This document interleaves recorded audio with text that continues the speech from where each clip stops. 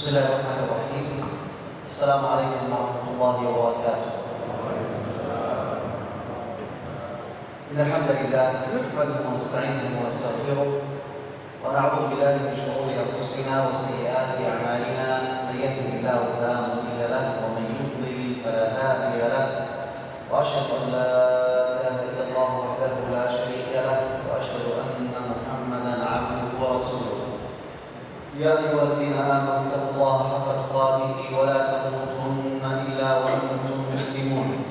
يا أيها الناس اتقوا ربكم الذي خلقكم من نفس واحدة وخلق منها زوجها وبث منهما رجالا كثيرا ونساء واتقوا الله الذي تساءلون به والأرحام إن الله كان عليكم رقيبا.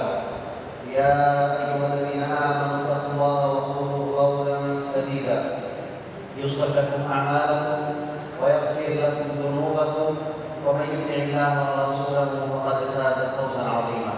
أما بعد فإن أصدق الكلام كلام الله تعالى وخير الهدى هدى محمد صلى الله عليه وسلم وشر الأمور محدثاتها وكل محدثة بدعة وكل بدعة ضلالة وكل ضلالة في النار. أيها الإخوة، نحمد الله سبحانه وتعالى أن يسر لنا هذا اللقاء في هذا الصباح الماطر الجميل، فنسأل الله عز وجل خير هذا اليوم وخير ما فيه، ونعوذ بالله من شر هذا اليوم وشر ما فيه. Beliau memuji Allah Subhanahu wa taala dan bersyahadat, kemudian membacakan salawat untuk Rasulullah sallallahu alaihi wasallam. Lalu beliau membacakan beberapa ayat terkait dengan perintah untuk kita bertakwa kepada Allah Subhanahu wa taala. Di antaranya firman Allah, ya ayyuhalladzina amanu taqullaha haqqa tuqatih wa la tamutunna illa wa antum muslimun. Wahai orang-orang yang beriman, bertakwalah kepada Allah dengan sebenar-benarnya takwa dan mendekatkan diri melainkan dalam keadaan berserah diri kepada Allah Subhanahu wa taala.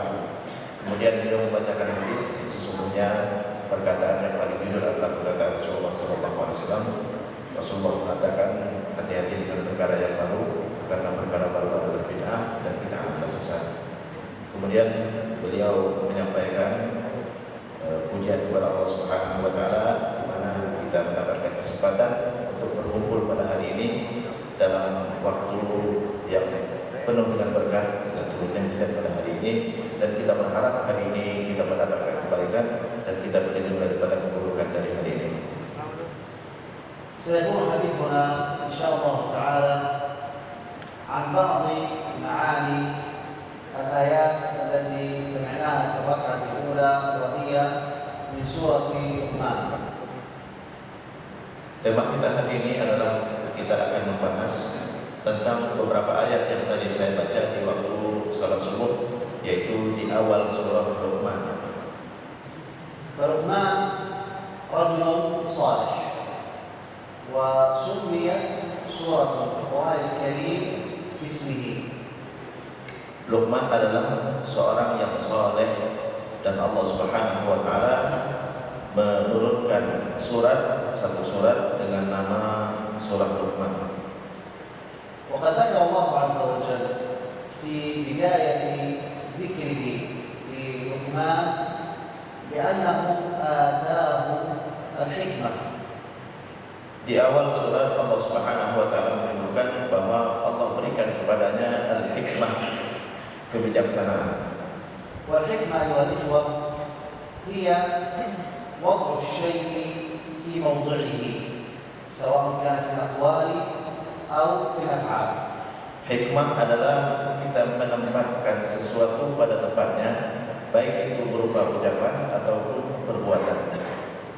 والحكيم تجده غالبا كثير الصمت، وإذا تكلم فإنه يكون كلاما قليلا ولكن فيه من العظات وفيه من العبر شيء كثير.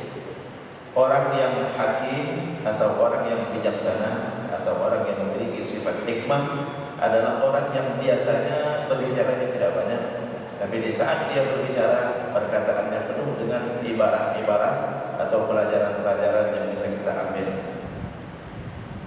وهنا قال الله عز وجل ولقد آتينا. فالذي أعطى لقمان هذه الحكمة هو الله سبحانه وتعالى. الله عز وجل هو المعطي وهو الذي يصطفي من عباده من يشاء. Di dalam ayat di dalam surah Luqman Allah Subhanahu wa taala berfirman, "Wa laqad ataina Luqman al-hikmah." Kami sudah berikan kepada Luqman al-hikmah. Ini menunjukkan bahwa kebijaksanaan atau hikmah yang dimiliki oleh Luqman adalah pemberian dari Allah Subhanahu wa taala. ونستفيد من هذا أن ما أعطانا الله عز وجل من مال من أولاد أو من أي شيء من متاع هذه الدنيا فهو ليس من عند أنفسنا وإنما هو عطاء من عند الله سبحانه وتعالى. Ini menunjukkan bahwa apapun yang kita dapatkan, yang kita miliki, baik itu berupa harta, keluarga, juga kebijaksanaan dan ilmu, adalah merupakan pemberian Allah Subhanahu wa taala. وهذا يستوجب منا الشكر، أن نشكر الله سبحانه وتعالى على هذه النعم التي أعطانا. Di saat kita menyadari bahwa itu pemberian Allah Subhanahu wa taala, maka seharusnya kita bersyukur kepada Allah Subhanahu wa taala atas pemberian nikmat-nikmat tersebut. ولذلك جاء مباشرة على قوله ولقد آتينا لقمان الحكمة أن يشكر لله.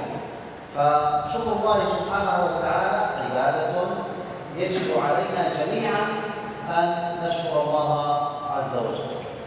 Atas dasar ini Allah Subhanahu wa taala setelah menyebutkan bahwa hikmah atau kebijaksanaan yang diberikan kepada Luqman adalah merupakan karunia dari Allah Subhanahu wa taala, maka Allah perintahkan kepadanya untuk bersyukur kepada Allah Subhanahu wa taala melalui firman-Nya, "Anishkur lillah." Bersyukurlah kepada Allah Subhanahu wa taala.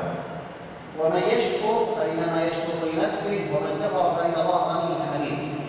فأنت إن شكرت فهذا يعود لك، وهذا لا يزيد في ملك الله سبحانه وتعالى شيئا، فإن الله سبحانه وتعالى هو الغني. وكذلك إن جحدت وكفرت ولم تشكر نعم الله عز وجل فالله عز وجل هو الغني وهو المعطي، لا ينفعه شكر الشاكر ولا يضره كفر الجاحد. Dalam lanjutan ayat tadi Allah Subhanahu wa taala menyebutkan, "Wa may yashkur fa inna ma yashkuru li nafsihi wa man kafara fa inna Allaha ghaniyyun hamid." Bahwa siapa yang bersyukur, bersyukurnya manfaatnya kembali kepada dia sendiri. Manfaatnya kembali kepada dia sendiri. Namun jika dia ingkar, tidak mengakui nikmat Allah Subhanahu wa taala, maka Allah tidak butuh kepada orang yang bersyukur. Karena bersyukur adalah kebutuhan dari kita, bukan kebutuhan Allah Subhanahu wa taala. ثم قال تعالى: وإذ قال لقمان لابنه وهو يعظه. هنا نلاحظ أن الموعظة أمر مشروع، وأولى وأحق الناس بهذه الموعظة هم أقرب الناس إليه. وهنا لقمان وعظ ابنه، فأولى الناس بالموعظة ابنك زوجتك أقرب الناس إليك، ثم بعد ذلك تخرج خارج الأسرة وتكون الموعظة عامة لجميع الناس. ولكن هذا فيه دلالة على أهمية الاعتناء بالأبناء وتربيتهم. Setelah Allah Subhanahu wa taala berikan nikmat, hikmah, kebijaksanaan kepada Luqman, Luqman pun menyampaikan hikmah dan kebijaksanaan tersebut melalui nasihat. Wa idz qala Luqman li ibnihi wa huwa ya'iduhu. Di saat Luqman mengatakan kepada anaknya dan dia menasihatinya. Dan kita dianjurkan, bahkan diperintahkan untuk menasihati siapapun yang ada di sekitar kita, terutama orang yang terdekat dengan kita. Dan orang yang terdekat adalah anak kita, istri kita, suami kita, kalau istri, suami kita, dan orang-orang yang di sekitar kita, itu adalah orang yang berhak untuk kita nasihati. Dan pendidikan kepada anak adalah penting. Inilah yang menjadi dasar di mana Allah Subhanahu wa taala menyampaikan kepada kita tentang cerita Luqman yang menasihati kepada anaknya. والإنسان إذا أراد أن يعظ وأراد أن ينصح فإن عليه أن يبدأ دائما بأهم الأمور. دعونا نتعلم هذه الأمور المهمة كما جاءت في هذه الموعظة العظيمة. Dalam kita menasihati tentu ada hal-hal perkara yang menjadi urgen untuk kita sampaikan, dan Allah Subhanahu wa taala menjabarkan di dalam lanjutan ayat tadi tentang perkara-perkara yang seharusnya kita sampaikan dan kita nasihati anak kita dengan perkara-perkara tersebut. فأول وصية قال يا بني لا تشرك بالله. ملاحظ يا بني فيها التلطف فيها التودد، وبدأ بالوصية بأعظم الأمور وهي النهي عن الشرك بالله عز وجل. Yang pertama yang hendaknya kita tanamkan kepada anak kita adalah ketauhidan, agar anak kita menyembah Allah Subhanahu wa taala dan tidak menyekutukannya dengan sesuatu apapun. Luqman di dalam ayat ini menyampaikan la tusyrik billah, jangan sekutukan Allah Subhanahu wa taala. Sebelumnya Luqman memanggil anaknya dengan ya bunayya la tusyrik billah. Ya bunayya adalah panggilan yang lembut yang kita sampaikan kepada anak kita supaya apa? Ada kedekatan batin antara kita dengan anak kita. Setelah itu dia melarang atau menyampaikan kepada anaknya tentang pentingnya tidak menyekutukan Allah Subhanahu wa taala. هذه الوصية التي ابتدأ بها لقمان هي وصية عظيمة، وقد أوصى بها جميع الأنبياء عليهم الصلاة والسلام. Wasiat yang disampaikan Luqman kepada anaknya ini adalah wasiat yang utama, yang terbesar yang disampaikan oleh nabi-nabi sebelumnya. أذكر لكم بعض الأمثلة. فهذا إبراهيم عليه السلام أبو الأنبياء وإمام الحنفاء كسر أصنام بيده التي كانت تعبد من دون الله، ومع أنه كسر الأصنام ماذا قال في دعائه؟ قال واجنبني وبني أن نعبد الأصنام. ربي إنهن أضللن كثيرا من الناس. وهنا أيضا دعا إبراهيم بنفسه ودعا أيضا لبنيه، وفي هذا أيضا تشابه مع قصة لقمان. Salah satunya adalah Nabi Ibrahim alaihissalam yang menjadi utama dalam dakwahnya adalah mengajak manusia untuk menyembah Allah Subhanahu wa taala dan memperhanguskan berhala-berhala atau sesembahan selain Allah Subhanahu wa taala. Sebagaimana kita mendengar tentang kisah Ibrahim, dia menghancurkan berhala-berhala yang ada di masanya, dan dia berdoakan, bukan hanya berdoakan untuknya, tapi berdoakan anak cucunya. Wajnubni wa baniya an na'budal asnam. Ya Allah, hindarkan kami, hindarkan aku dan keturunanku daripada menyembah berhala. Ini pentingnya kita menanamkan akidah atau menanamkan ketauhidan kepada anak kita. وحتى عند الموت هذا يعقوب وهو ابن إسحاق ابن إبراهيم قال عليه السلام قال الله عز وجل كنتم شهداء إذ حضر يعقوب الموت وهو عند الموت فالآن يوصي ابنائه إذ قال لبنيه ما تعبدون من بعدي قالوا نعبد الله وإله آبائك إبراهيم وإسماعيل وإسحاق إلها واحدا ونحن له مسلمون. Begitu juga Nabi Yakub alaihissalam, sebelum dia meninggal, dia berwasiat kepada anak keturunannya, "Madza ta'buduna min ba'di?" Apa yang kalian akan sembah setelah aku? Jadi ini pentingnya menanamkan akidah, dan mereka mengatakan, kami menyembah Tuhanmu dan Tuhan seluruh para nabi sebelummu.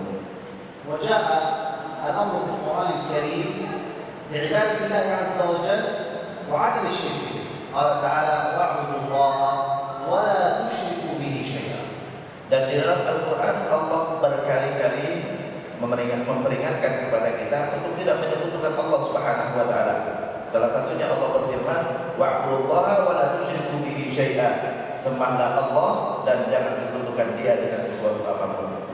Wal ayat wal ahadits التي تدل على هذا المعنى كثيرة جدا في القرآن الكريم وفي سنة النبي صلى الله عليه وسلم. Ayat dan hadis yang memerintahkan kita untuk menyembah Allah dan tidak menyekutukan dengan sesuatu apapun sangat banyak sekali, dan ini tidak mungkin kita sebutkan satu persatu. نرجع إلى قصة لقمان الحكيم. يا بني لا تشرك بالله. لماذا لم يقل له يا بني اعبد الله؟ وإنما نهاه عن الشرك، لأن الشرك كما قال في كتاب الآية إن الشرك لظلم عظيم، وصفه بالعظم وأنه ليس بالشيء السهل الذي يتهاون به الناس، بل يجب على الأتقياء ويجب على الصالحين أن يهتموا به اهتماما بالغا. Dalam wasiat Luqman kepada anaknya, Luqman tidak mengatakan sembahlah Allah, tapi Luqman mengatakan jangan sekutukan Allah. La tusyrik billah. Kenapa Luqman justru melarang anaknya untuk menyekutukan Allah? Tidak dengan perintah menyembah Allah Subhanahu wa taala. Kenapa? Karena perkara syirik atau perkara menyekutukan Allah adalah perkara yang besar. Bahkan dalam Al-Quran Allah berfirman, Inna syirka la zulmun azim. Sesungguhnya syirik atau menyekutukan Allah adalah kezaliman yang besar. Allah menyebutkan dengan kalimat azim atau besar. Ini menunjukkan betapa bahayanya kita menyekutukan Allah Subhanahu wa taala. وهذا يجعلنا جميعا نخاف أن نقع في الشرك، نخاف أن نقع في هذا الظلم العظيم. Di saat kita mengetahui ini, maka ini memberi isyarat kepada kita betapa bahayanya syirik, dan kita hendaknya takut daripada terjerumus kepada perkara kesyirikan. وقد كان النبي صلى الله عليه وسلم يكثر من الدعاء في سجوده صلى الله عليه وسلم يقول اللهم إني أعوذ بك أن أشرك بك شيئا أعلمه وأستغفرك لما لا أعلم.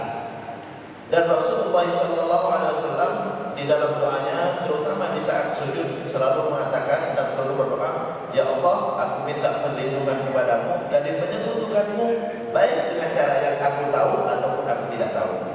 فإذا كان النبي صلى الله عليه وسلم وهو سيد البشر وسيد الخلق يدعو بهذا الدعاء، فما بالنا نحن من باب أولى أن نكثر من هذا الدعاء. Jika seandainya Rasulullah SAW seorang yang lebih mengenal Allah ketimbang kita, banyak meminta perlindungan daripada menyekutukan Allah, apalagi kita yang jauh dari Allah Subhanahu wa taala dan belum mengenalnya dengan sebenar-benarnya. دعونا الآن نتعرف على الشرك. فكما أنه يجب على الإنسان أن يتعلم التوحيد، كذلك يجب عليه أن يتعلم الشرك. لماذا؟ لأن الإنسان إذا تعلم الشيء فإنه يعرفه حق معرفته فلا يقع فيه، أما إذا كان جاهلا ولا يعرفه فإنه سيفعله وهو لا يدري. Saat ini kita perlu membahas tentang syirik supaya kita tidak terjerumus kepada syirik. Kalimat syirik dan kalimat tauhid, dua-duanya adalah perkara penting yang kita harus ketahui. Kenapa? Karena dengan kita mengenal cara mentauhidkan Allah, insya Allah kita terjauh daripada menyekutukan Allah Subhanahu wa taala. فالشرك مأخوذ من المشاركة، والمقصود هنا أنك تعبد الله وتعبد مع الله غيره. Kalimat syirik berasal dari kata musyarakah. Musyarakah adalah perserikatan atau kita menandingkan sesuatu dengan sesuatu, yaitu di mana di saat kita menyembah Allah, kita juga mengagungkan atau mengkultuskan atau menyembah selain daripada Allah Subhanahu wa taala. والعرب قبل الإسلام والذين بعث فيهم صلى الله عليه وسلم كانوا يقال مشركو العرب، لأنهم كانوا يشركون مع الله، يجعلون مع الله سبحانه وتعالى آلهة أخرى. Dan orang Arab sebelum datangnya Islam disebut dengan musyrikul Arab. Kenapa disebut dengan musyrikul Arab? Karena mereka menyembah selain Allah Subhanahu wa taala berupa berhala-berhala. فكان عندهم مثلا أصنام، يأتي لهذا الصنم ويعبده ويعني يتقرب إليه ويعتقد أن هذا الصنم، هذا الحجر، أنه يقربه إلى الله. Orang Arab di masa jahiliyah sebelum datangnya Islam, mereka menyembah berhala, mendekatkan diri kepada berhala tersebut dan meyakini bahwa berhala-berhala tersebut adalah wasilah untuk mendekatkan diri kepada Allah Subhanahu wa taala. وهذا كان موجودا في وقت بعثة النبي صلى الله عليه وسلم، وأيضا كما نشاهد ونرى ما زال موجودا حتى وقتنا الحاضر. هذا الوقت الذي قال القرن 21 والذي بلغ الناس فيه العلم والتقدم والتكنولوجيا ونحو ذلك، ومع ذلك نجد أن هناك من العقول من يعبد الحجارة. Kesyirikan yang terjadi di kalangan orang Arab itu terjadi di awal kenabian Rasulullah SAW.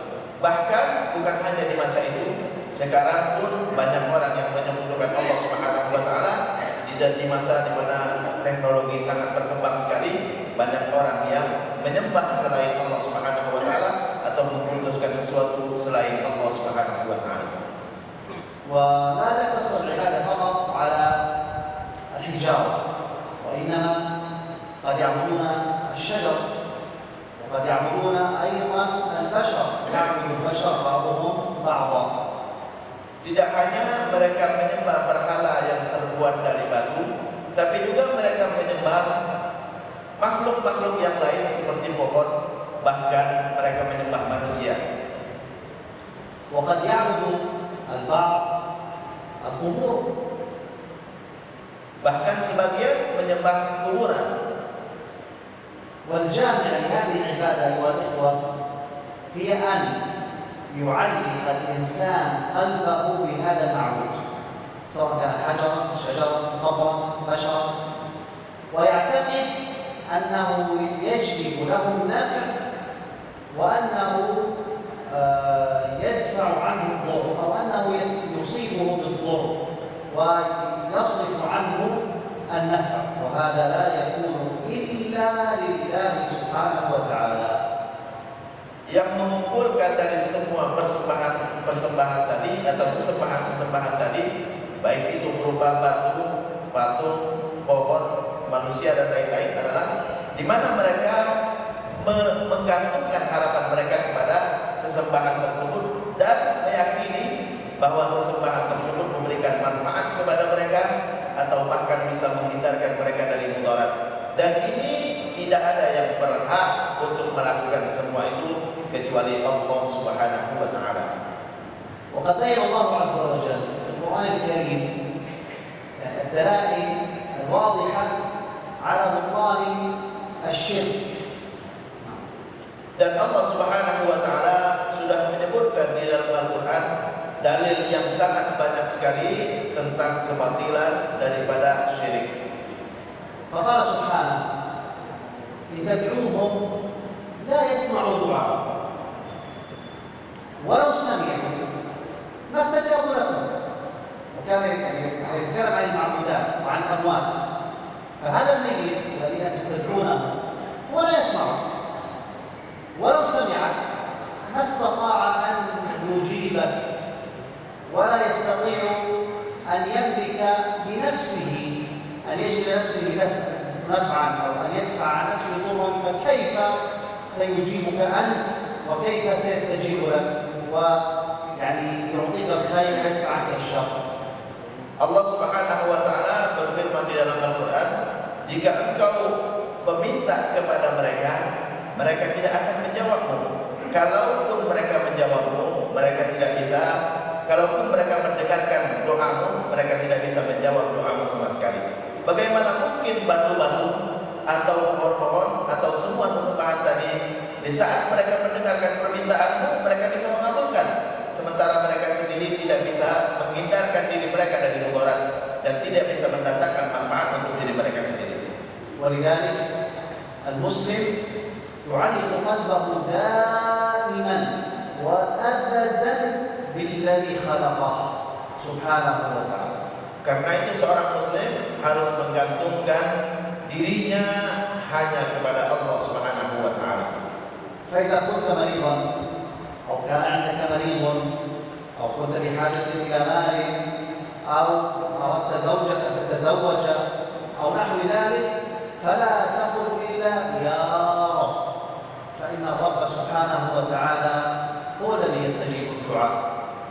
Jika engkau sakit atau engkau membutuhkan sesuatu, engkau mau menikah atau mau apapun kebutuhanmu, gantungkan kepada Allah. Kita hanya mengatakan ya Rabb, ya Allah. ولذلك نعلم خطأ من يعلق قلبه بقبر يعتقد أن هؤلاء أولياء أو صالحين. لو كانوا أولياء وصالحين فولايتهم وصلاحهم بأنفسهم لا علاقة لها بالعبادة. فالله عز وجل أمرنا أن نعبده وحده لا شريك له وألا نتخذ وسائط ولا شفعاء. Disinilah letak kesalahan sebagian orang yang masih menggantungkan harapan mereka atau doa mereka kepada kuburan. Mereka meyakini bahwa yang ada di dalam kuburan itu adalah orang yang soleh atau wali, namun kesolehan mereka tidak bisa memberikan manfaat kecuali untuk diri mereka sendiri. Adapun memberikan manfaat untuk orang lain yang berdoa kepadanya sama sekali dia tidak mampu. Maka kita harus gantungkan harapan kita hanya kepada Allah Subhanahu wa taala. Di saat kita berhubungan dengan Allah, kita tidak butuh wasail atau perantara sama sekali. Kita langsung meminta hanya kepada Allah Subhanahu wa taala. قال الله عز وجل: وإذا سألك عبادي عني فإني قريب أجيب دعوة الداع إذا دعان فليستجيبوا لي وليؤمنوا بي لعلهم يرشدون. فالدعاء هو العبادة كما قال النبي صلى الله عليه وسلم: فإذا دعوت فلا تدعو إلا الله الذي له ملك السماوات والأرض. Dan Allah Subhanahu wa taala berfirman di dalam Al-Qur'an, "Wa idza sa'alaka 'ibadi 'anni fa inni qarib." Jika bertanya kepadamu wahai Muhammad, hamba-hambaku tentang aku, maka katakan kepada mereka sesungguhnya aku dekat atau maha dekat dengan mereka. Aku mengabulkan permintaan orang yang meminta kepadaku dengan syarat dia meminta kepadaku, maka mintalah kepadaku dan berimanlah kepadaku. Di sini menunjukkan betapa kita dianjurkan untuk hanya meminta kepada Allah Subhanahu wa taala, tidak perlu perantara sama sekali. Kenapa? Karena Allah sangat dekat dengan kita.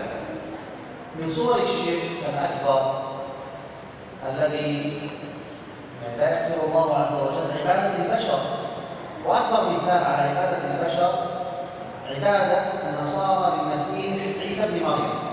عيسى بن مريم أرسله الله عز وجل لبني إسرائيل وأنزل عليه الإنجيل من أجل أن يعبدوا الله، فأزلهم الشيطان فعبدوا عيسى مع عبادتهم لله عز وجل.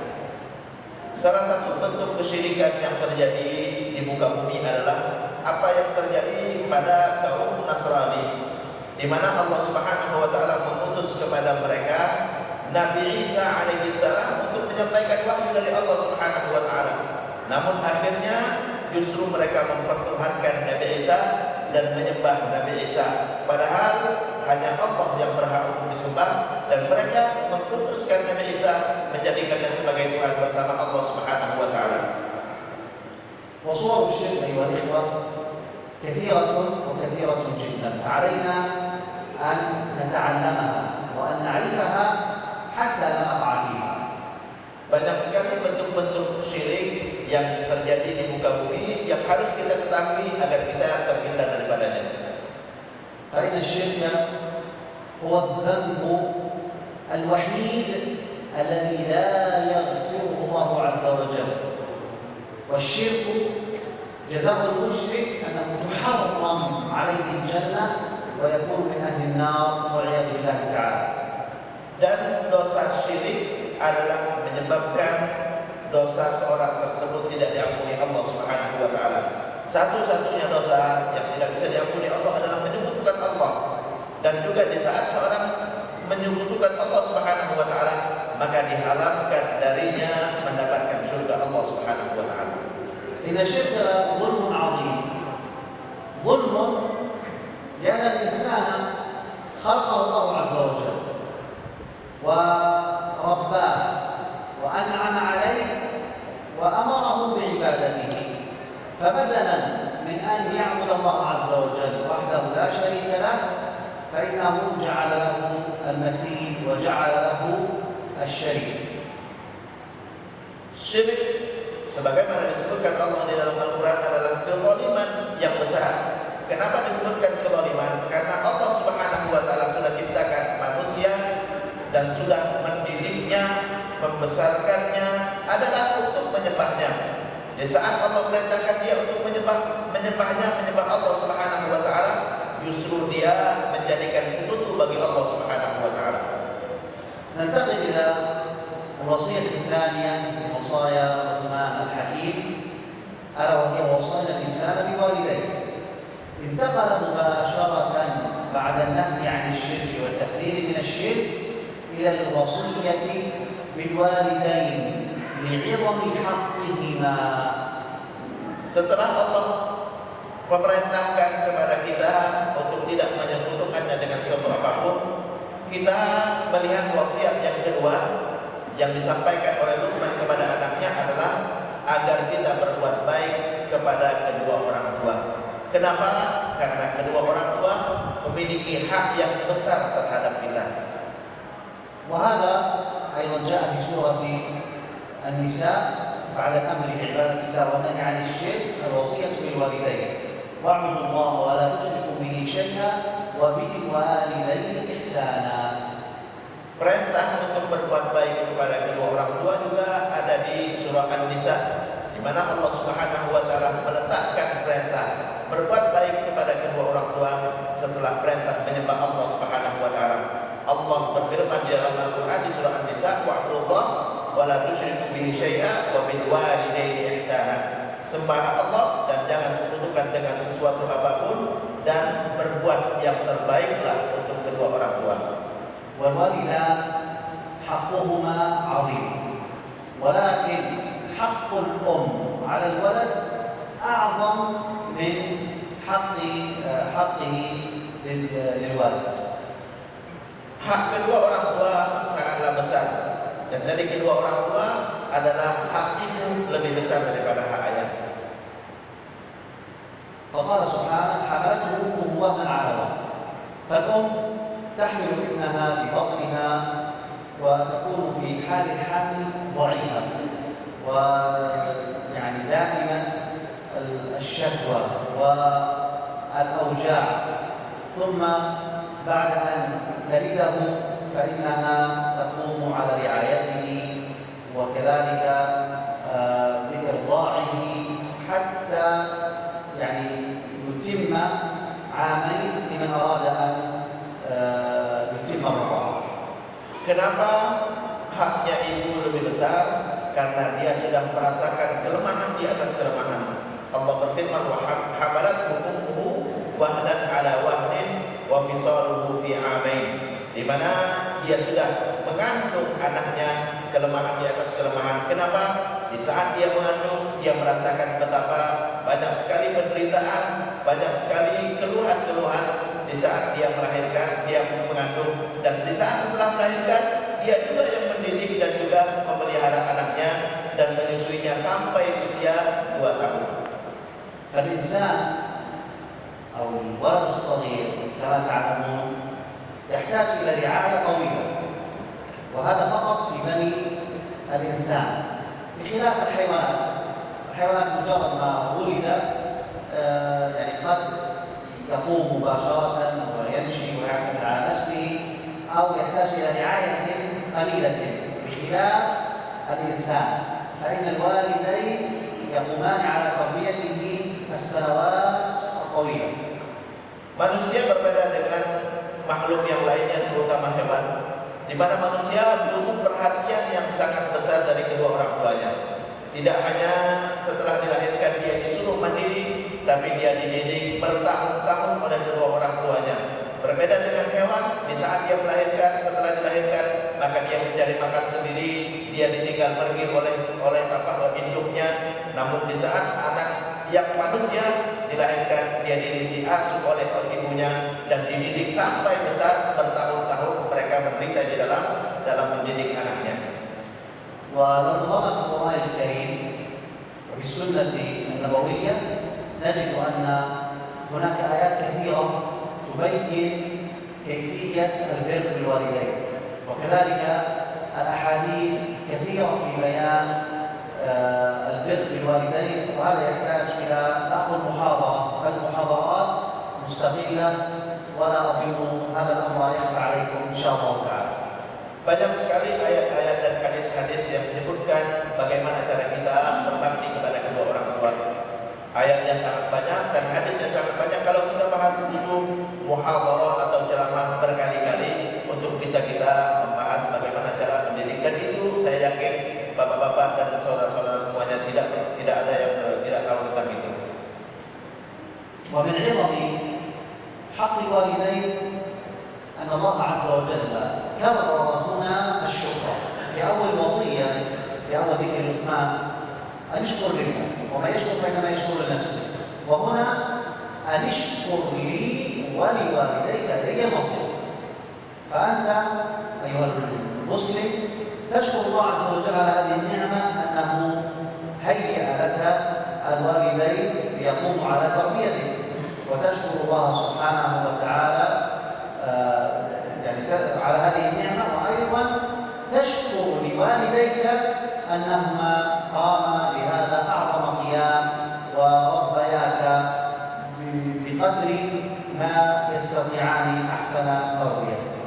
Allah Subhanahu wa Ta'ala di saat merintahkan kepada kita untuk bersyukur, bukan hanya bersyukur kepada Allah, tapi juga bersyukur atau berterima kasih kepada kedua orang tua. Kenapa?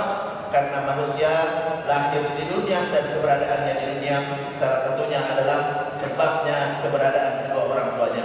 Allah berfirman, "Anishkurli wa liwalidayka," dan bersyukurlah untukku dan untuk kedua orang tuamu. Ini menunjukkan betapa kedua orang tua berhak untuk kita berterima kasih dan bersyukur sebagaimana kewajiban kita bersyukur kepada Allah. Kenapa? Karena kedua orang tua yang sudah melahirkan kita dan mereka sudah mendidik kita dan sudah membesarkan kita bertahun-tahun untuk menjadikan kita sebagai orang yang mengerti tentang kewajiban kita kepada Allah Subhanahu wa Ta'ala. ثم ذكر الله عز وجل حالة من الحالات التي قد تجعل الإنسان يكون عاقا لوالديه، ألا وهي أن يكون هو على الإيمان ويكونان هما على الشرك ويأمرانه بالشرك. فقال تعالى: وإن جاهداك على أن تشرك به ما ليس لك به علم فلا تطعهما. لا طاعة لمخلوق في معصية الخالق، لكن هل هذا يجعلك تعقهما؟ لا. وصاحبهما في الدنيا معروفا. البر يستمر وعدم القطيعة، ولكن لا تطيعهما فيما هو في معصية الله سبحانه وتعالى. Allah Subhanahu wa Ta'ala menyebutkan salah satu bentuk kita berbakti kepada kedua orang tua, di mana di saat seseorang mendapati kedua orang tuanya menyekutukan Allah Subhanahu wa Ta'ala atau mengajaknya untuk bermaksiat dari Allah Subhanahu wa Ta'ala. Di saat orang tua mengajak kita bermaksiat atau menyekutukan Allah, fala tuti'huma wa sahibhuma fid dunya ma'rufan. Tidak boleh kita taat kepada kedua orang tua sama sekali dalam rangka menyekutukan Allah atau berbuat maksiat kepada Allah Subhanahu wa Ta'ala. Kenapa? La ta'ata li makhluqin fi maksiatil khaliq. Tidak ada ketaatan kepada makhluk dalam rangka kita bermaksiat kepada Allah Subhanahu wa Ta'ala. Karena Allah yang utama, namun setelah itu adalah kedua orang tua. Namun walaupun kita tidak taat kepada kedua orang tua di dalam melaksanakan perintahnya ini, tetap kita wajib berbakti kepada kedua orang tua, menemani kedua orang dalam berbuat baik kepada mereka. فإذا البر بالوالدين سواء كان مسلمين أو غير مسلمين. Maka dengan ini kita pahami bahwa berbakti kepada kedua orang tua itu tidak terputus dengan berbedanya agama, baik keduanya muslim ataupun keduanya tidak muslim. ثم ختم هذه الآية بقوله ثم إلي مرجعكم فأنبئكم بما كنتم تعملون. وفي هذا يعني ترغيب وترهيب، وفي هذا ترغيب وترهيب. الترغيب لأن الإنسان يعمل الصالحات وسيجد هذا يوم القيامة. الترغيب أنك مهما عملت من سيئات فإن الله عز وجل سينبئك بها، وإذا كان هناك يعني إخبار بها فإنه سيكون أيضا حساب عليها. وفي هذا تخويف للناس من أن يتعدوا حدود الله سبحانه وتعالى. Dalam lanjutan ayat tadi Allah Subhanahu wa taala berfirman, "Tsumma ilaihi marji'ukum fayunabbi'ukum bima kuntum ta'malun." Di mana Allah sebutkan bahwa akhir hidup kita adalah kita akan kembali kepada Allah Subhanahu wa taala dan Allah akan memberitahukan kepada kita akibat dari semua apa yang kita lakukan. Ayat ini mengandung dua hal. Pertama adalah targhib, yaitu memberikan harapan kepada kita agar kita banyak berbuat baik.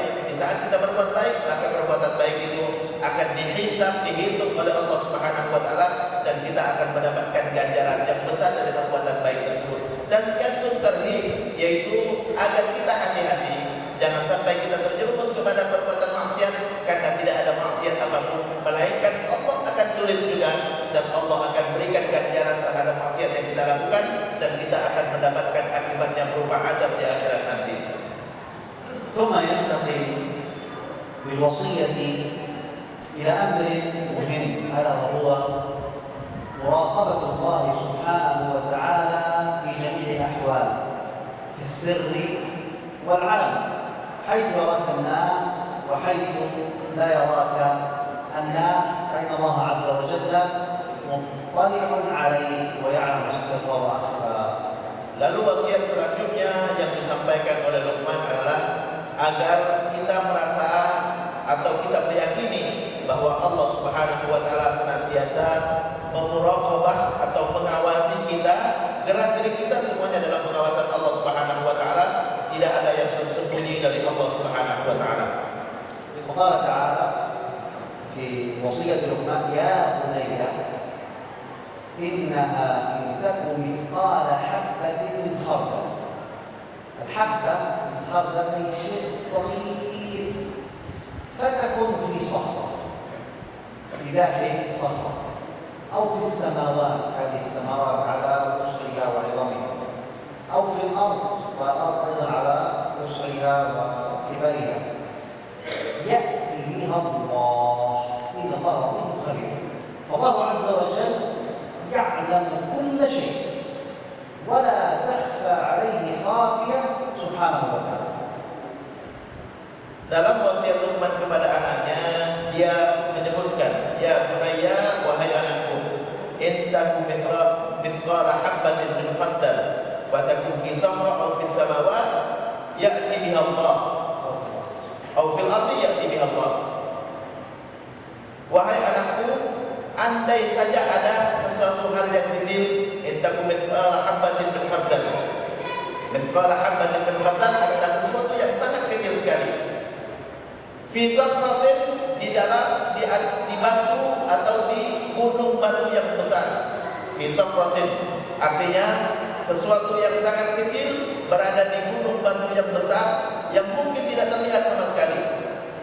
Au fis samawat atau di langit, au fil ardi atau di bumi, ya'ti biha Allah, itu akan Allah bisa mendatangkannya. Artinya apalagi perbuatan kita yang jauh lebih besar daripada mithqala habbatin min khardal tadi, yaitu seperti biji khardal tadi, itu lebih cepat Allah Subhanahu wa taala untuk bisa mendatangkannya lagi.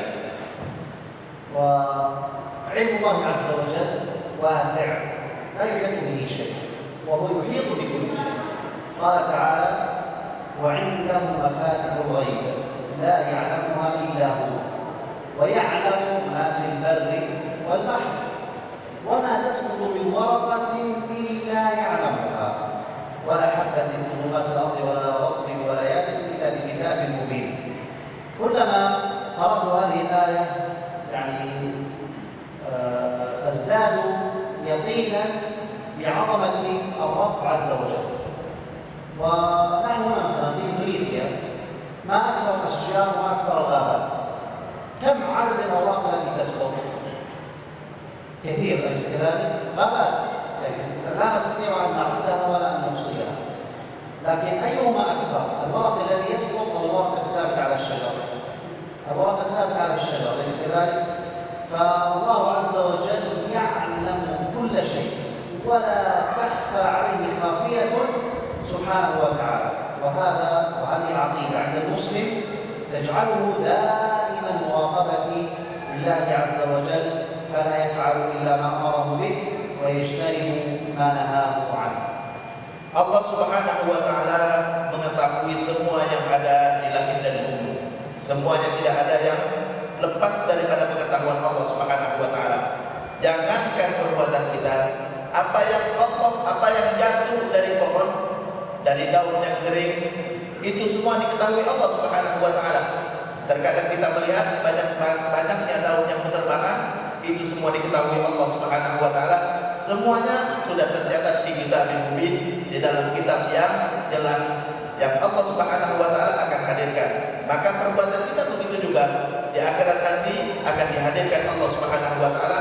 Yang baik diganjari dengan yang baik, yang buruk akan Allah azab atau Allah akan berikan ganjaran dan setimpal dengannya. الوصية التي بعدها يا بني تأمل ترى يا بني هذه الترقب في يعني تعليم وموعظة ابنه. يا بني أقم الصلاة وأمر بالمعروف وانهى عن المنكر واصبر على ما أصابك إن ذلك من عزم الأمور. أمره بإقامة الصلاة، وهذا الأمر بإقامة الصلاة يعني أمر مهم. الصلاة هي الركن الثاني من أركان الإسلام، وما من نبي إلا أوصى أبناءه بإقامة الصلاة. Wasiat selanjutnya dari Luqman, setelah Luqman menyampaikan tentang wasiat terkait dengan kita menyembah Allah dan tidak menyekutukan dengan suatu apapun dan keyakinan kita kepada Allah, dia setelah itu berwasiat kepadanya, ya bunayya aqimus salata, dirikan salat. Kenapa? Karena salat adalah perkara penting di dalam hidup kita. فهذا إسماعيل عليه السلام جاء في وصفه وكان يأمر أهله بالصلاة. Dan Ismail di dalam Al-Quran disebutkan wa kana ya'muru ahlahu bis-shalah. Dia perintahkan kepada keluarganya untuk melaksanakan salat. وجاء في مخاطبة النبي صلى الله عليه وسلم وأمر أهلك بالصلاة واصطبر عليها. Begitu juga Allah Subhanahu wa taala perintahkan kepada Rasulullah SAW untuk memerintahkan kepada keluarganya salat, wa'mur ahlaka bis-shalati wastabir 'alaiha, dan sabarlah di dalam mengajak mereka melaksanakan salat. فقد يأمر أحدنا أبنائه صل يا بني مرة مرتين أسبوع أسبوعين ثم بعد ذلك يعني يتركه فيقول يهديه الله عز وجل. لا، وإنما لابد أن تستمر بأمره بالصبر وتصبر، لابد من الصبر على ذلك. قال النبي عليه الصلاة والسلام مروا أبناءكم بالصلاة وهم أبناء السبع. يبدأ الأمر بالصلاة واصطحاب الابن إلى المسجد إذا بلغ 7 سنين، تعلمه الطهارة تعلمه الصلاة وتأتي به إلى المسجد. وإذا بلغ 10 سنين وقع منه تكاسل تضربه على الصلاة حتى يستقيم عليها. Sebagian di antara kita yang mengajak anaknya salat sekali 2 kali, setelah itu dia tinggalkan, dia serahkan kepada Allah Subhanahu wa taala. Ini adalah cara yang salah. Kenapa? Karena di dalam mengajak keluarga kita untuk salat, kita harus sabar, artinya terus-menerus kita lakukan. Wastabir 'alaiha, dan sabarlah dalam mengajak keluarga kita untuk melaksanakan salat. Dan Rasulullah SAW memerintahkan kepada kita untuk mengajak anak kita salat dari sejak dini, yaitu dari sejak usia 7 7 tahun, kita ajak dia untuk sholat. Di saat dia sudah masuk usia 10 tahun, dia tetap malas-malasan melaksanakan sholat, boleh kita pukul. مثلا نحن الآن مثلا جينا إلى صلاة الفجر، فكثير منا يرى أبناءه نائمين فأخذته الشفقة ولم يوقظهم لأداء الصلاة جماعة في المسجد. قد نقول لو أن هناك حريقا في البيت ماذا تفعل؟ تترك ابنك نائما بدافع الشفقة؟ طبعا لا، ولكن أن تقي نفسك وأهلك نارا وقودها الناس والتجارة يجعلك توقظهم وتأتي بهم إلى المسجد وتتابعهم في كل صلاة. Sebagian di antara kita saking sayangnya kepada anaknya, di saat datang waktu subuh dia tidak bangunkan dia dari tidurnya karena dia masih kecil, dan ini adalah sesuatu kesalahan. Kenapa? Andai misalnya ada kebakaran yang datang dan hampir menyambar rumah kita, apakah kita diamkan anak itu terbakar? Tidak mungkin kita biarkan. Di saat kita tidak membangunkannya untuk melaksanakan sholat, sama saja kita membiarkannya terbakar oleh api. Ini sangat besar. Kenapa? Karena api neraka jauh lebih panas daripada api yang ada di dunia. ومن شب على شيء شاب عليه. أنت الذي تربي أبنائك عليه فإنهم بإذن الله سيستقيمون ويستمرون عليه ويكونون أبناء صالحين ينفعونك حتى وأنت في قبرك. Man syabba ala syai'in syaba alaih. Siapapun yang terbiasa dari sejak mudanya sesuatu, maka insya Allah di saat dia sudah dewasa, dia pun akan terbiasa melakukannya. Kalau kita didik anak kita untuk sholat setiap waktu, di awal waktu dan sholat berjamaah, maka insya Allah dia akan terbiasa melakukannya. وأمر بالمعروف وانهى عن المنكر. الأمر بالمعروف والنهي عن المنكر مما اختص الله عز وجل به هذه الأمة وامتدحها به. بنو إسرائيل كانوا لا يتناهون عن منكر فعلوا. أما أمتنا فكنتم خير أمة أخرجت للناس تأمرون بالمعروف وتنهون عن المنكر. Wasiat selanjutnya dari Luqman kepada anaknya adalah wa'mur bil ma'ruf wa nahy 'anil munkar. Perintahkan yang ma'ruf, yang baik, dan cegah dari perbuatan yang munkar. Dan ini adalah perintah kepada umat Nabi kita Muhammad sallallahu alaihi wasallam. Apapun yang ada dalam Al-Qur'an adalah perintah untuk kita juga, walaupun itu adalah wasiat dari Luqman kepada anaknya. Dan ini berbeda dengan orang Yahudi atau Bani Israel, kanu la yatanahawna 'an munkarin fa'alu. Mereka tidak pernah mencegah daripada perbuatan munkar yang mereka lakukan. Ini kita hanya terhindar daripada sifat yang dimiliki oleh Bani Israel. فإذا رأيت الناس لا يفعلون شيئا من المعروف وأمور الدين فإنك تدعوهم إلى عمل هذا الشيء المعروف من الدين، الشيء الحسن. وإذا رأيت الناس يفعلون منكرا فلا تسكت وتقول أنا لا علاقة لي، وإنما تنهاهم عن المنكر. فقال شيء وتقول اتق الله، هذا لا يجوز، وتدعو إلى الله عز وجل تأمر وتنهى بالحكمة والموعظة الحسنة. Amar ma'ruf nahi munkar adalah di saat kita melihat saudara kita dia tidak melaksanakan perbuatan yang baik, lalu kita ajak dia melakukannya. Di saat kita melihat saudara kita melakukan kemungkaran, maka kita cegah dia. Kita sekecil apapun perbuatan baik, sekecil apapun perbuatan maksiat, kita wajib untuk mengajak mereka berbuat baik dan mencegah mereka daripada perbuatan munkar. Setidaknya kita mengatakan ittaqillah, takutlah kepada Allah Subhanahu wa taala agar dia tidak meninggalkan yang wajib dan melakukan yang dilarang Allah Subhanahu wa taala. فبعض الناس قد يمر على المنكر ولا يتحرك حتى في قلبه إنكار المنكر، وهذا خطر. وإنما إن استطعت أن تغير المنكر بيدك غيره، لم تستطع بلسانك، لم تستطع فبقلبك أن تكره هذا الفعل وأن تفارق المكان الذي يكون فيه المنكر. Sebagian orang melihat munkar, hatinya pun tidak tergerak untuk mengingkari dari perbuatan tersebut. dan ini adalah kesalahan. Apapun kemungkaran harus kita cegah, baik itu dengan tangan atau dengan kekuasaan kalau kita memiliki kemampuan untuk itu, atau dengan lidah kalau kita tidak mampu dengan tangan atau dengan kekuasaan, atau kita dengan hati, yaitu kita membenci perbuatan tersebut dan mendoakannya. Ini adalah yang harus kita lakukan di saat kita melihat kemungkaran. آخر هذه الوصايا فيها الأمر بالتواضع وعدم التكبر على خلق الله سبحانه وتعالى وأن يعامل الناس المعاملة الحسنة. Wasiat yang terakhir dari wasiat Luqman adalah agar anaknya tawadhu dan tidak takabur dari melaksanakan perintah Allah Subhanahu wa taala. Jangan kita takabur, menyombongkan diri, artinya tidak mau melaksanakan perintah Allah. هذه بعض المعاني التي نستفيدها من هذه الوصايا العظيمة، وهي وصايا مهمة. وتأملوا يا بني يا بني يا بني، علينا أن نتعلمها وأن نوصي بها أبناءنا.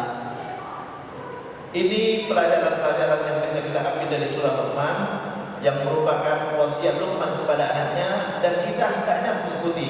Intinya bahwa kita jangan bosan-bosannya memberikan nasihat kepada anak kita dan menyampaikan wasiat-wasiat yang sudah disampaikan Luqman kepada anaknya, dan kita selalu mengatakan anakku, anakku, anakku, dekati anak kita supaya mereka tergerak untuk melaksanakan yang baik dan menghindari perbuatan yang tidak baik atau yang dilarang Allah Subhanahu wa taala. نسأل الله سبحانه أن ينفعنا بما سمعنا، وصلى الله وسلم على نبينا محمد وعلى آله وصحبه وسلم. Kita berharap semoga Allah Subhanahu wa taala berikan manfaat kepada apa yang sudah kita dengar, dan salawat dan salam untuk Rasulullah sallallahu alaihi wasallam. Ada yang mau bertanya?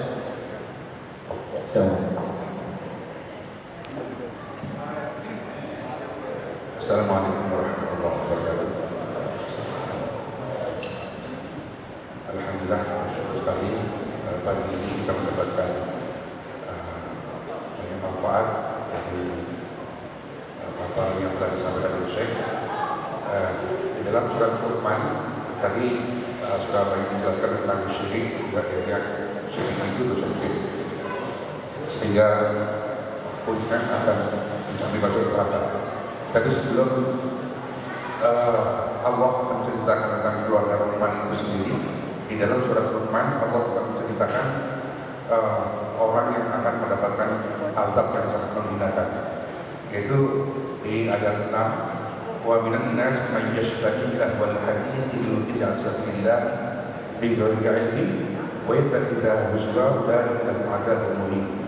Yang saya ingin mendapatkan penjelasan untuk masa-masa sekarang ini yang termasuk yashtari lahwal hadits itu apa saja yang perbuatan itu ternyata diancam oleh Allah dengan azab muhin.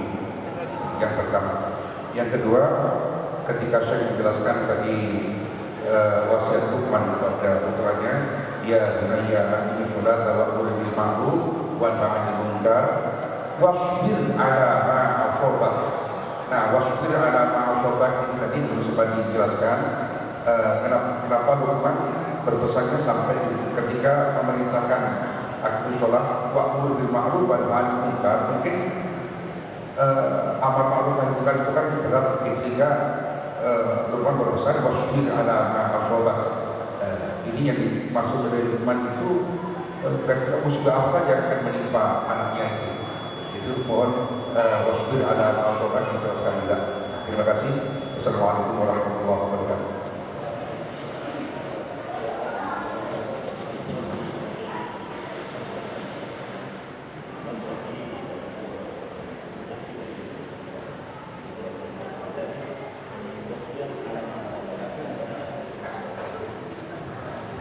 بسم الله الحمد لله والصلاة والسلام على رسول الله. ما شاء الله، الأسئلة تدل على علم.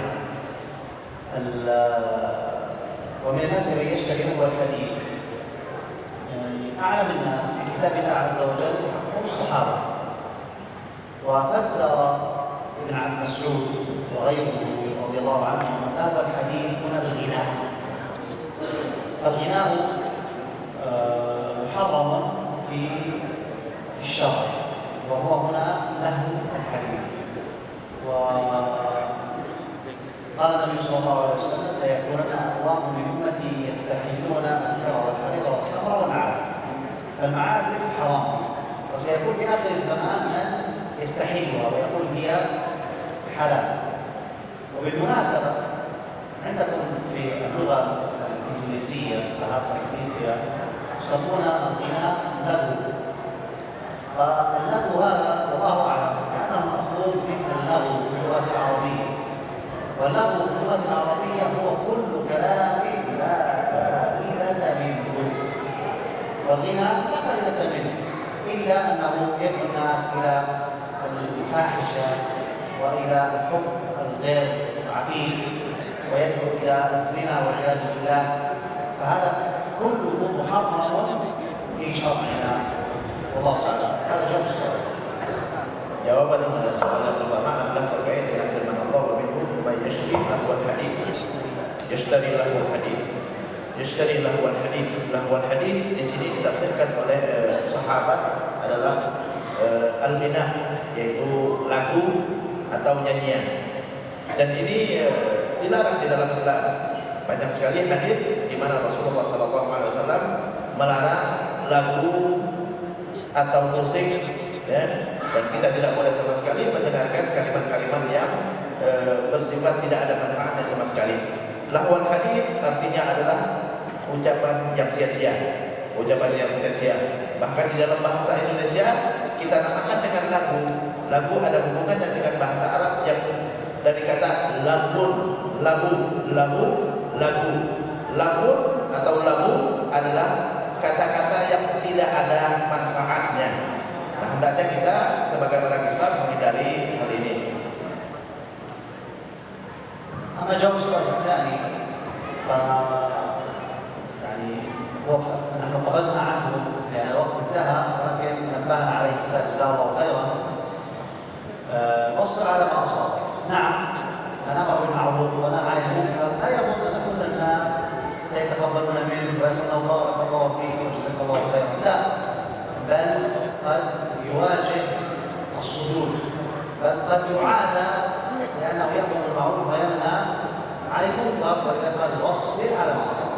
وهذا النبي صلى الله عليه وسلم هو سيد البشر لما دعا قومه إلى الإسلام وإلى توحيد الله عز وجل ونبذ الشرك، ماذا كان من كثير منهم ومن ساداتهم صدوا عنه وسبوه ووصفوه بأبشع الوصاف، قالوا مجنون، قالوا ساحر، بل بلغ بهم الأذى أنهم جاءوا إليه وهو ساجد صلى الله عليه وسلم ووضعوا على رأسه البواقي من ذبح الجمل ما يكون في بطنه ونحو ذلك، هذه الأشياء القذرة، فوضعوها على رأسه صلى الله عليه وسلم وهو ساجد. فإذا لا تظن أن الطريق مفروش بالورد، وإنما من سار في هذا الطريق فإنه قد يتعرض لشيء من الأذى، فعليه أن يصبر، وهذا من عزم الأمور، أي من الأمور المؤكدة. والله أعلم. Pertanyaan yang kedua adalah terkait dengan firman Allah Subhanahu wa taala, "Wasbir 'ala ma asabak." Sabarlah atas apa yang menimpamu. Ini perintah datangnya setelah perintah amar ma'ruf nahi munkar. Ini menunjukkan bahwa di saat kita melaksanakan kewajiban amar ma'ruf nahi munkar, kita bisa saja mendapatkan sesuatu hambatan-hambatan, bahkan sesuatu yang menyebabkan derita buat pada diri kita, baik itu berupa ucapan ataupun perbuatan. Dan ini yang dialami juga oleh para nabi dan juga Rasulullah SAW. Di saat Rasulullah pertama kali berdakwah menjadi nabi, beliau banyak sekali mendapatkan hinaan, mendapatkan gangguan dari orang-orang kafir Quraisy. Bahkan pernah Rasulullah dilempari dengan kotoran, atau bahkan Rasulullah pernah sujud di depan Masjidil Haram, di Masjidil Haram, beliau ditaruh kotoran unta di atas punggung beliau. Ini menunjukkan betapa dalam amar ma'ruf nahi munkar kita akan mendapatkan hambatan dan kita hendaknya sabar di dalam melaksanakan perintah tersebut. Dan ini dua pertanyaan tadi seperti yang disebutkan oleh Syekh, ini menunjukkan bahwa yang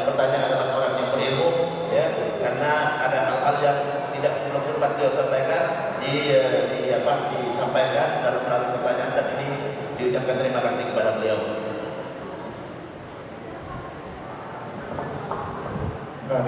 Assalamualaikum warahmatullahi wabarakatuh. Pertanyaannya singkat aja, Syekh. Saya mau nanya, umur berapa anak boleh dikasih nasihat tentang tauhid dan juga pendidikan, apa balita atau mulai masuk sekolah atau kapan? Assalamualaikum warahmatullahi wabarakatuh.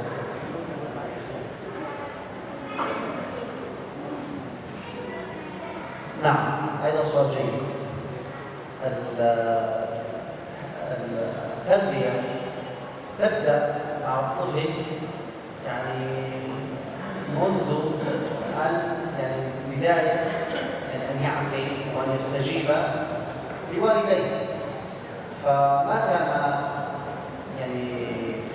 بدأ يفهم هذه الأمور فإنه يعلم شيئا فشيئا بأن الرب سبحانه وتعالى هو إلهنا وهو ربنا وهو معبودنا، فلا نعبد إلا إياه ولا يجوز أن نعبد غيره. إن رأى شيئا أن فيه مخالفة يبين لابنه، يقول له هذا خطأ وهذا شرك لله عز وجل، وهذا شيئا فشيئا حتى يكبر وتكون هذه الأمور معلومة عنده فينفر من الشرك ومن ما يضاد التوحيد. الله أعلم. Sejak kapan kita mendidik anak kita? Ini juga pertanyaan yang bagus ya. Sejak kapan kita menanamkan akidah agar dia tidak menyekutukan Allah Subhanahu wa taala? Sejak usia sedini mungkin. Di saat dia sudah memahami sesuatu, maka kita sampaikan. Barangkali dia hanya bisa mendengar, tapi itu meresap dalam jiwanya. Kita harus sampaikan apapun terkait dengan kewajiban kita menyembah Allah Subhanahu wa taala dan tidak menyekutukannya dengan sesuatu apapun. Apapun perbuatan yang tidak baik, kita harus tanamkan kepada anak-anak kita bahwa ini tidak baik, tidak boleh kau lakukan, jangan kau lakukan seperti yang dilakukan oleh orang-orang. Jadi ini adalah pendidikan kita, tidak ada batasnya. Mulainya adalah dari sedini mungkin, sejak anak kita sudah memahami sesuatu, kita sampaikan. Ada pertanyaan tentang Luqman. Dari manakah Luqman berasal? Yang kedua, di zaman siapakah atau di zaman apakah beliau hidup? Atau di zaman Nabi siapa beliau hidup? Tanya.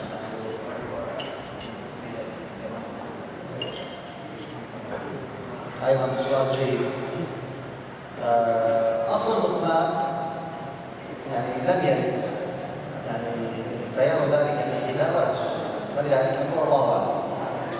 أما في أي زمان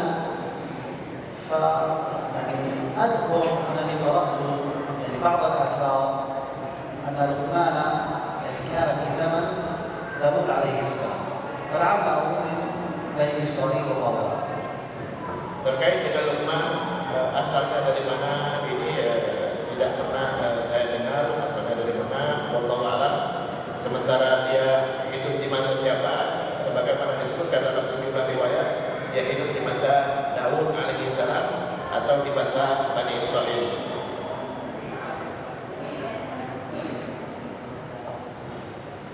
Ada lagi pertanyaan?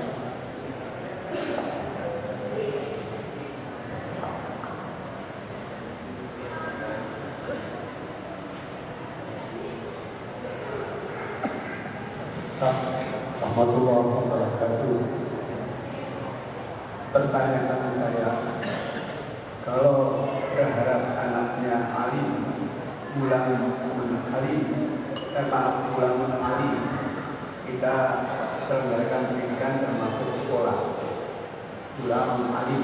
Tapi kalau ulangan alim itu bagaimana mengatakan anak jadi ulang alim seperti Nabi Ismail? Kalau ulang alim seperti Nabi Isa berilmu, ya kita bikin di rumah dan kita kirim ke sekolah. Kalau ulang alim bagaimana caranya? Ini pertanyaan. Yang kedua, saya menguatkan apa yang dikemukakan saya bahwa pendidikan tauhid untuk anak itu sejak kecil, karena di dalam cara kami pendidikan. Anak umur 4 tahun saja sudah berbicara tentang Tuhan. Umur 4 tahun sudah bicara bahwa dia ingin Tuhannya kuat, bisa jewer bapaknya. Mohon maaf. Dia ingin Tuhannya kuat dan bisa jewer bapaknya karena dia sakit hati jewer bapaknya. Terima kasih.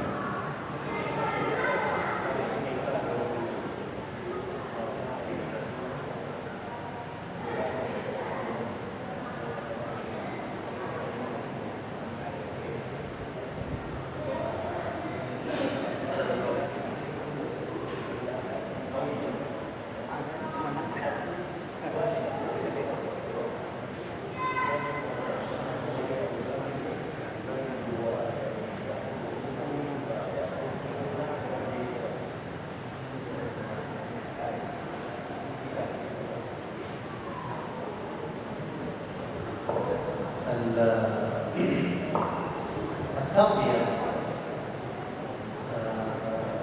لا شك أن الله عز وجل رب العالمين. إيش يعني رب العالمين؟ من التربية. كيف ربانا الله عز وجل؟ ربانا بأن خلق لنا السماوات والأرض وهيأ لنا كل ما نحتاج للعيش على وجه الأرض. كذلك بتربية الله لنا أن هيئ لنا والدين، وهيئ لك أما تعيش في بطنها جميلا ويوصل لك الطعام الشراب والنفس وأنت في بطنها 9 أشهر، ثم بعد ذلك تخرج من بطن أمك، فتستمر تربية الله لك بأن يحفظك ويزيل عنك المصائب حتى تكبر وتصبح قويا، وتستمر عناية الله بك حتى الوفاة. فهذه هي تربية الله عز وجل للناس كلهم أو للخلق كلهم. وهناك تربية خاصة وهي لأوليائه المؤمنين المتقين بأن يوفقهم لكل خير وأن يبعدهم عن كل شر ونحو ذلك. فهذه كلها تربية من الله سبحانه وتعالى. وهيأ الله لك والدين ليقوم على تربيتك، ثم أنت تتزوج وتنجب وتربي أبنائك وهكذا. فبين الله عز وجل لك طريق الخير وطريق الشر، فهذه كلها تحت معنى قوله رب العالمين، فهي مأخوذة من التربية في الأصل. Allah Subhanahu wa Ta'ala yang mendidik kita semua, sebagaimana disebutkan di dalam awal surah Al-Fatihah, Alhamdulillahi Rabbil Alamin, segala puji bagi Allah Rabbil Alamin, yang memelihara, yang mendidik seluruh alam. Yang mendidik manusia adalah Allah Subhanahu wa Ta'ala. Namun Allah Subhanahu wa Ta'ala menjadikan di sekitar kita hal-hal yang bisa membantu di dalam mendidik kita, yaitu antara lain Allah ciptakan orang tua yang saleh dan salihah. Itu yang mereka yang mendidik kita. Di saat Allah Subhanahu wa Ta'ala menginginkan seorang menjadi orang yang saleh, maka Allah jadikan di sekitarnya juga orang-orang yang saleh yang mampu mendidiknya dan menjadikannya dia orang yang saleh. Di samping Allah juga menjadikan di sekitarnya orang-orang yang mampu mentarbiyahnya, juga Allah Subhanahu wa Ta'ala memberikan tarbiyah khusus, tarbiyah khusus kepada seorang, seperti para wali dan orang-orang yang dekat dengan Allah Subhanahu wa Ta'ala. Terkadang Allah Subhanahu wa Ta'ala menambahkan ilmu darinya tanpa melalui perantara, dengan melalui taufik dan hidayah yang datang dari Allah Subhanahu wa Ta'ala.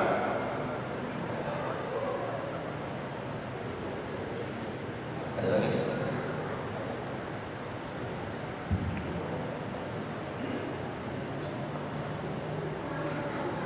Assalamualaikum warahmatullahi wabarakatuh.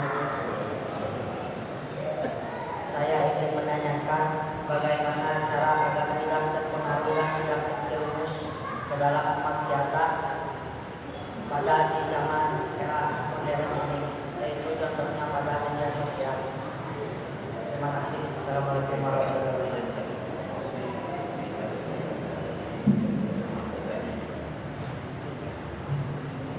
الله المستعان. سؤاله يعني شاب والشباب أكثر، يعني الناس عرضة للفتن في هذا الزمان كما ذكر السائل مع تيسر وسائل وسبل المعاصي.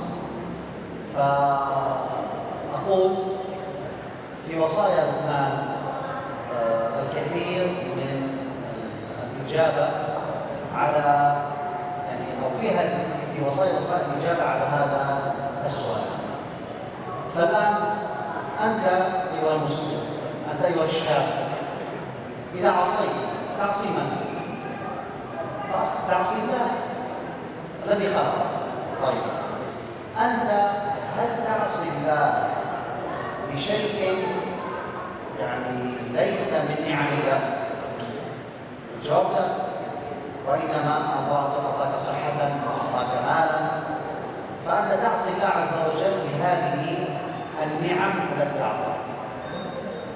أيضا هل أنت لما تعصي الله عز وجل تعصيه في غير أرضه وغير تحت يعني سمائه؟ لا، فأنت تعصيه على أرضه وتحت سمائه. فابحث لك عن أرض غير هذه الأرض، وابحث لك عن سماء غير هذه السماء لتعصي الله فيها، ولا تعصي الله بهذه النعم التي أعطاك الله عز وجل. والله سبحانه وتعالى أعطاك هذه النعم ويعني أمرك بأن تشكره عليها وأن تستغلها في طاعة الله سبحانه وتعالى. وجماع هذا الأمر أيها الإخوة هو الخوف من الله ومراقبة الله عز وجل. فيا بني إنها ثم إلي مرجعكم فأنبئكم ما كنتم تعملون. يا بني إنها إن تكن مثقال حبة من خردل فتكن في صخرة أو في السماوات أو في الأرض يأتي بها الله، إن الله لطيف خبير. الله عز وجل خبير لا تخفى عليه خافية سبحانه وتعالى. Pertanyaan dari seorang anak muda yang hidup di masa di mana banyak sekali sarana-sarana untuk kita bermaksiat kepada Allah Subhanahu wa taala. Yang harus kita lakukan untuk bisa terhindar dari semua maksiat adalah kita hendaknya menyadari bahwa sarana-sarana yang ada di sekitar kita adalah pemberian Allah Subhanahu wa taala. Di saat kita menyadari itu pemberian Allah, maka kita ada kewajiban untuk menggunakan sarana itu di jalan yang diridhoi Allah Subhanahu wa taala. Kalau kita mau bermaksiat, cari yang lain selain daripada karunia Allah Subhanahu wa taala. Begitu juga di saat kita mau bermaksiat di satu tempat, tempat itu adalah bumi Allah Subhanahu wa taala. Allah yang memberikan bumi tersebut, Allah yang menjadikannya, maka kita kalau mau bermaksiat cari bumi yang lain dan kita akan menemukan tempat dan sarana yang lain selain daripada karunia Allah Subhanahu wa taala. Maka di saat kita menyadari itu, insya Allah kita akan terhindar daripada perbuatan maksiat. Kenapa? Karena kewajiban kita di saat kita mendapatkan nikmat, menggunakan nikmat itu di jalan yang diridhoi oleh yang memberi, yaitu Allah Subhanahu wa taala. Dan Allah di dalam surah Luqman juga menyebutkan inna Allaha latiful khabir. Sungguhnya Allah latif, maha lembut, khabir, maha mengetahui. Tidak ada perbuatan sekecil apapun melainkan Allah tahu.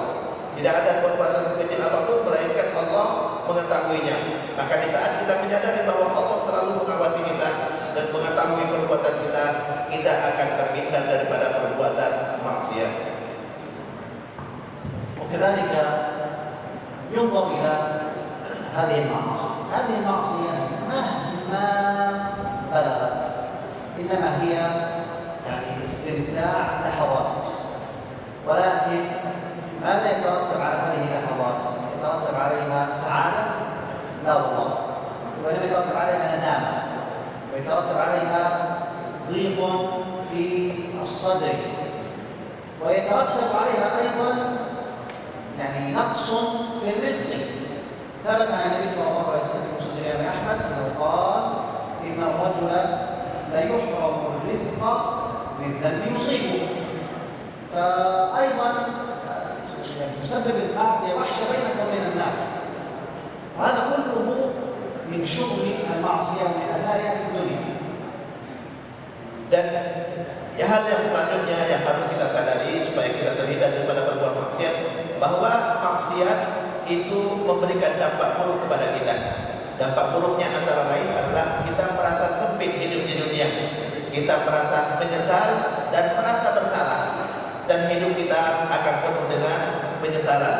Dan ini akan terus-menerus kita rasakan. Sebagaimana disebutkan di dalam hadis bahwa bisa jadi kesempitan itu menimpa seorang karena dosa yang dia lakukan. Supaya kita terhindar daripada kesusahan, kesempitan, dan penyesalan yang terus-menerus yang akan kita rasakan, maka kita hindari daripada perbuatan maksiat tersebut. هذا في الدنيا. أما في الآخرة فإن صاحب المعصية متوعد بالعذاب، والعذاب قد يكون عذابا أليما وعذابا مهينا، وكلنا نتعوذ بالله من عذاب جهنم. نار الدنيا لا نتحملها يعني ثواني، فما بالك نار الآخرة وهي أعظم وأشد. Itu adalah dampak buruk di dunia, di mana di saat kita berbuat maksiat kita hanya merasakan nikmat hanya beberapa saat, namun penyesalannya dalam waktu yang panjang. Itu adalah di dunia. Dan di akhirat kita akan mendapatkan azab juga, baik itu azab yang pedih, azab yang menghinakan, dan itu akan jauh lebih berat daripada kenikmatan yang hanya sedikit yang kita rasakan dari perbuatan maksiat tadi. بينما صاحب الطاعة فإنه في الدنيا يكون صاحب وجه منور، يكون قلبه منشرحا، فإن الله عز وجل يبارك له في رزقه، يكون بينه وبين الناس ألفة ومحبة، ويوم القيامة فإنه يكون في جنة عرضها السماوات والأرض فيها ما لا عين رأت ولا أذن سمعت ولا خطر على قلب بشر. وكل ما هو ممنوع منه في الدنيا فإنه يباح له يوم القيامة. إذا كان النساء فإنه يتزوج بحور العين يعني ما شاء. إن كان الخمر فإنه يوم القيامة يشرب خمرا لذة للشاربين لا تذهب العقل ولا تضر الجسد، لا يعني ضرر فيها ولا شارب. وهكذا من لم يسمع الغناء في الدنيا فإنه يتلذذ بغناء الحور العين يوم يعني في الجنة وغير ذلك. فالجنة دار نعيم أبدي لا كدر فيها ولا شقاء. فالدنيا هذه الحياة فيها قليلة، 60 سنة 70 سنة لا يجاوزها إلا القليل، ولكن الحياة الأبدية هي الحياة الأخروية في الجنة. نسأل الله عز وجل أن يجمعنا وإياكم فيها. Sebaliknya adalah orang yang berbuat ketaatan. Kalau orang yang berbuat maksiat, dia akan menderita penyesalan, kehidupan yang sempit dan penderitaan. Tapi orang yang berbuat ketaatan, hidupnya akan tenang dan dia akan merasakan hati yang luas dan dia merasakan kepuasan. Kenapa? Karena dia melakukan sesuatu yang diridhai Allah Subhanahu wa taala. Orang yang berbuat taat, dia akan merasakan hidupnya puas, hidupnya tidak ada rasa takut sama sekali. Dan di akhirat nanti dia akan diberikan ganjaran yang setimpal dari ketaatannya berupa surga dan nikmat yang tiada tara. Apapun yang sudah dia hindari di dunia, itu dia akan rasakan di akhirat nanti. Kalau di dunia dia menghindari daripada perbuatan maksiat seperti berzina, dia di akhirat nanti dia akan mendapatkan hurul ain, yaitu berupa permaisuri yang sangat cantik dan seterusnya. Begitu juga di saat dia menghindari daripada meminum khamar, arak, maka di akhirat nanti dia akan diberikan khamar ladzatan lisyaribin yang sangat lezat yang tidak pernah dirasakan oleh orang-orang yang hidup di dunia. Begitu juga di saat dia menghindari perbuatan maksiat yang lainnya, Allah akan berikan yang setimpal yang lebih baik di akhirat nanti. Begitulah orang mukmin di saat dia menghindari, dia melakukan ketaatan, dia menghindari perbuatan maksiat di dunia, dia tidak merasakannya, di akhirat dia akan merasakannya dengan kenikmatan yang jauh lebih baik daripada yang di dunia. Kenapa? Karena nikmat akhirat itu tidak pernah dirasakan oleh siapapun kecuali oleh orang yang beriman yang berhak mendapatkannya di akhirat nanti. Mudah-mudahan Allah Subhanahu wa taala kumpulkan kita di surganya dan kita mendapatkan nikmat yang sudah dijanjikan Allah Subhanahu wa taala. Amin ya rabbal alamin.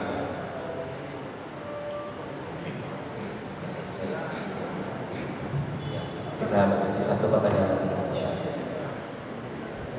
Assalamualaikum warahmatullahi wabarakatuh.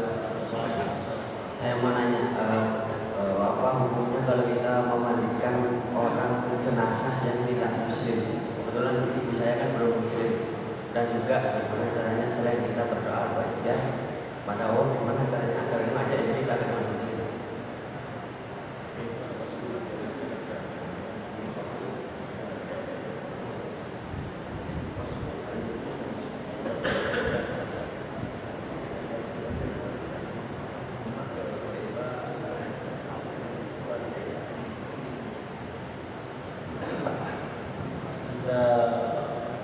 الغسل للميت هذا ظاهر في شريعة الإسلام فقط، ويعني من مات مسلما فإنه تطبق عليه أحكام الإسلام من الغسل والكفن وصلاة الجنازة والدفن في مقابر المسلم.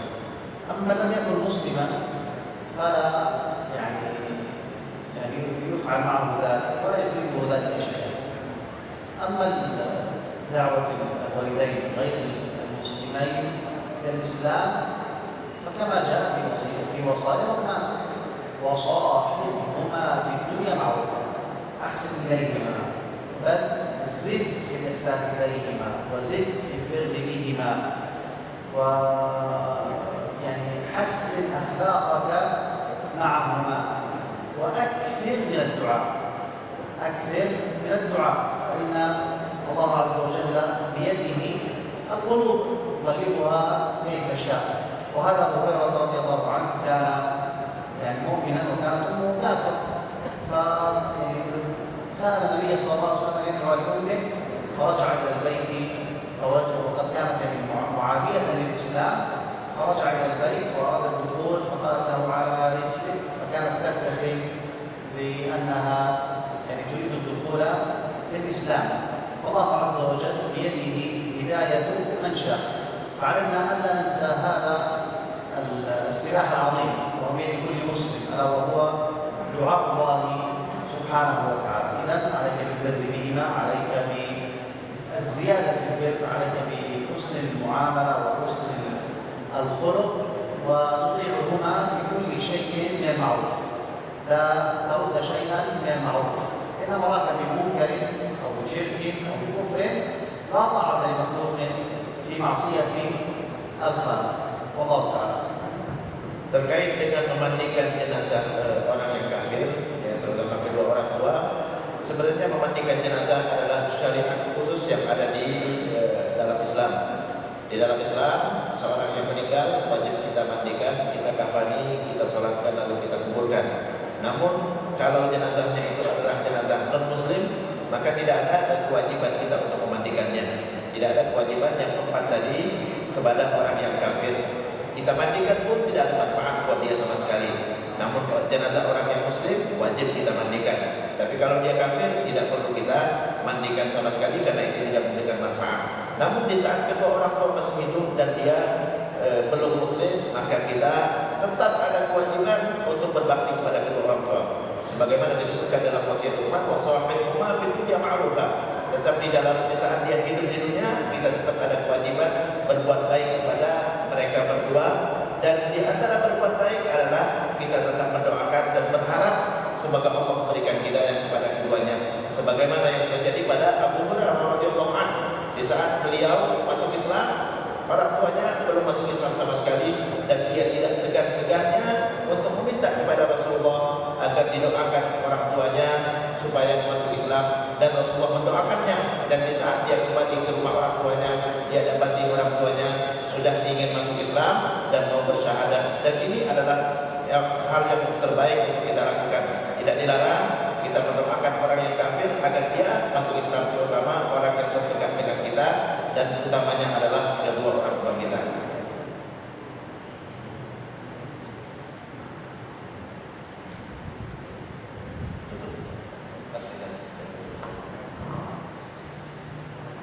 نسأل الله سبحانه وتعالى أن يرزقنا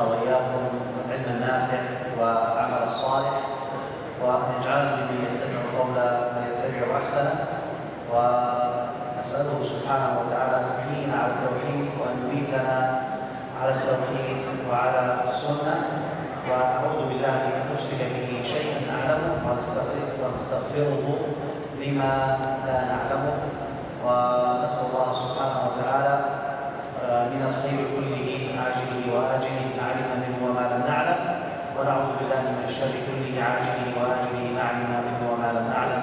وصلى الله وسلم على نبينا محمد وعلى آله وصحبه وسلم. Kita berharap dan berdoa kepada Allah Subhanahu wa taala semoga Allah berikan kepada kita ilmu yang bermanfaat dan kita termasuk orang yang mendengarkan setiap ucapan yang baik dan mengikuti semua yang baik, dan kita dijadikan Allah Subhanahu wa taala diberikan kemudahan untuk mengamalkan ilmu kita dan terjauh daripada sifat syirik menyekutukan Allah Subhanahu wa taala. Demikian, mudah-mudahan bermanfaat. Wassalamualaikum